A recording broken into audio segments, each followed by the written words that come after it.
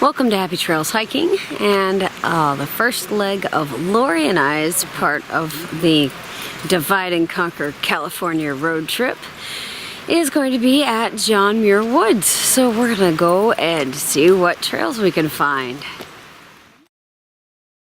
Naturalist John Muir is one of my favorite figures in American history. If at the end of this video you've learned something, please consider sharing it with other people who like nature too.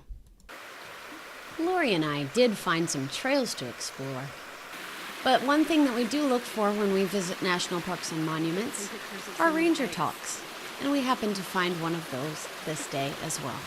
So imagine you have thousands of these tiny little cones 300 feet up in the air. When the fog rolls in, they can comb in the fog, it can drip down through the forest to the ground around us. So redwoods give about 2/3 of the water they take in from the fog back to this ground around us. It's a really damp and moist climate. One redwood tree can live up to 3,000 years old. They're a very long-lived species.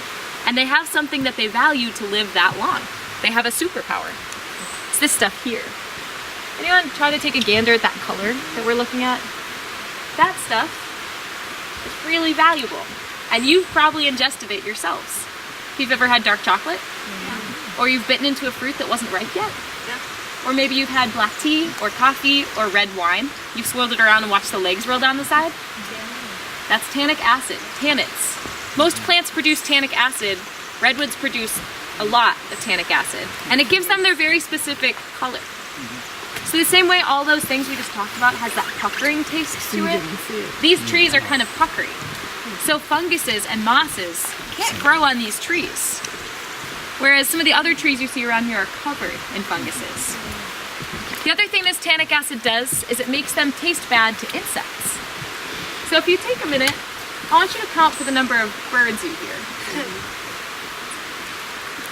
I don't hear anything.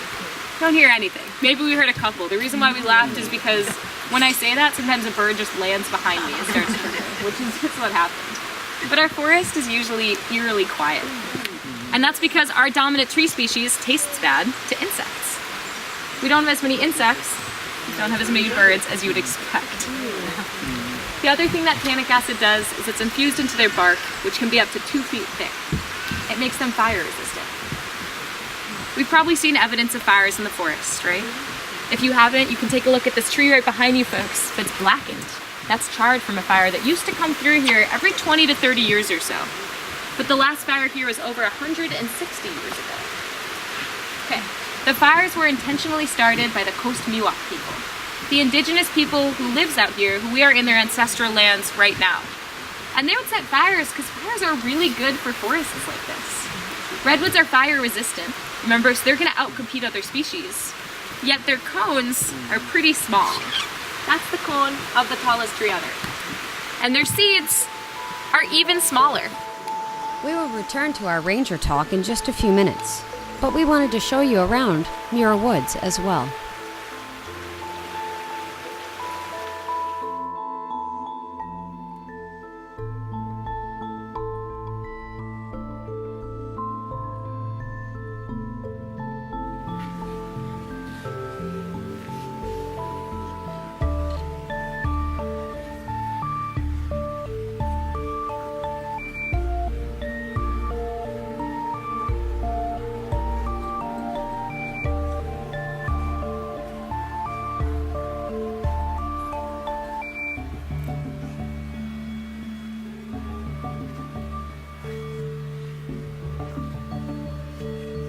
This is the Cathedral Grove, and they ask you to enter quietly.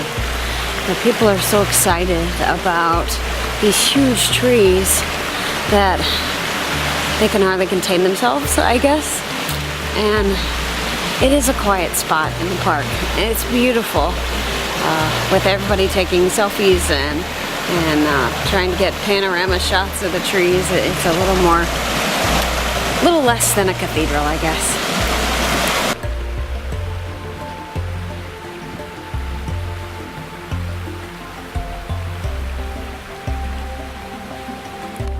We have walked almost all of the paved trails here, and we are going to head off on the Hillside Trail, maybe get away from a few more of the crowds.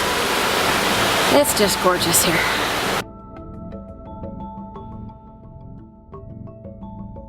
So fire burns through, clears up, and opens up space for new things to grow. But the Coast Miwok people benefited from this as well. They needed to survive winter times out here, which are pretty cold, a little bit rainy as we're experiencing today. So those fires would cultivate the environment that they needed to survive. So a lot of indigenous people throughout the world, our home state of Illinois included, used fire as a tool to shape the landscapes that we see around us. So this forest probably has more tan oaks than it would naturally without that influence of fire through it. So fire resistant, fungus resistant, and insect resistant. So what threats do these trees face today?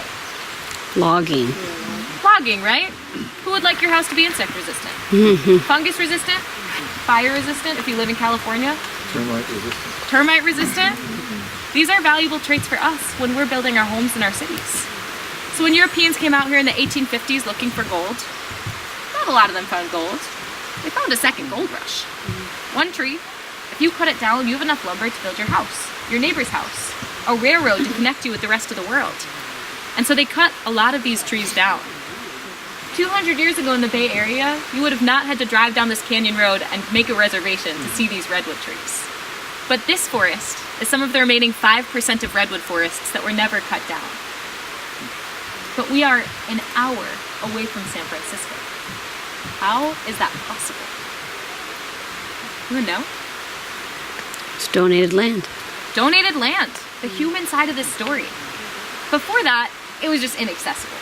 Now I'm going to tell you two sides of the same story. The first story is the one that we have told here throughout most of the history of Muir Woods being a national monument. And that was the story of, like you said, donated land. A man named William Kent, a wealthy philanthropist, found this forest and wanted to protect it against the threat of logging.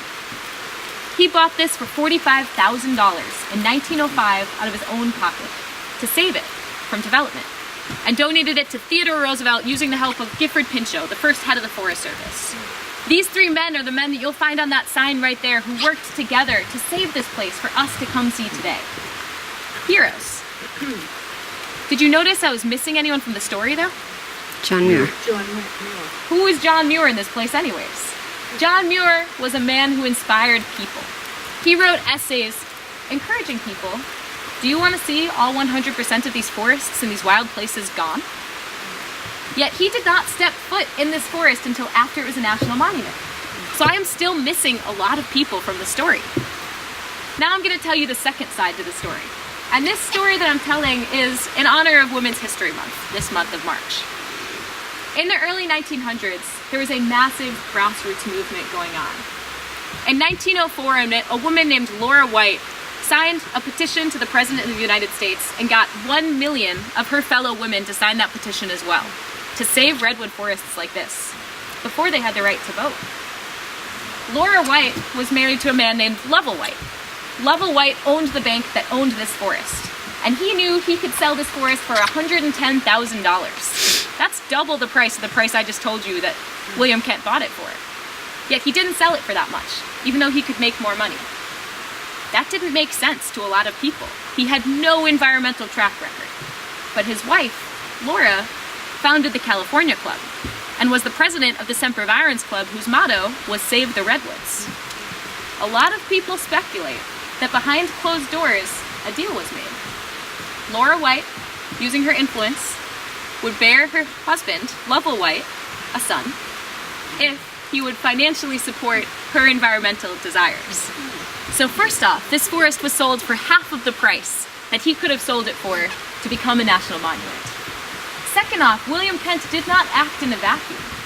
That preservation movement that he felt was spurred on by millions of women, grassroots organizations that were voicing their desire to save forests like this.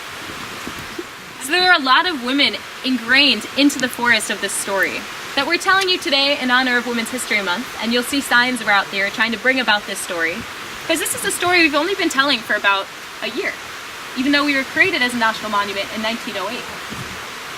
Now we talked about the threat of logging. This place was saved due to the men and the women who worked actively and hard to protect this canyon. But is that the only threat that this place faces? The threat I'm thinking of is another human-caused problem, and it's climate change. When people burn fossil fuels like coal, oil, and natural gas, we release carbon dioxide into the Earth's atmosphere.